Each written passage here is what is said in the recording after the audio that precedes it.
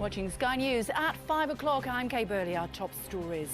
Found malnourished and chained. The 13 brothers and sisters rescued from a house of horrors in California. Their parents are charged with torture. There'll be no government bailout. Theresa May's defiant message to the bosses of CARILLION after its collapse as they face a fast-track investigation. 3 people arrested after a double murder in a picturesque English village. I will not allow another jungle camp. The French president's migrant pledge to Calais will be live in the French port.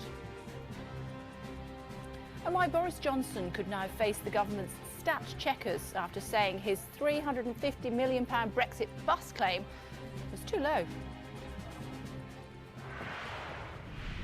Good afternoon. This is Sky News at 5 o'clock. They were discovered malnourished, dirty and in some cases bound to their beds inside a home in California. And tonight their parents are facing charges of torture. Authorities only managed to rescue the 13 brothers and sisters after one of them escaped and managed to raise the alarm.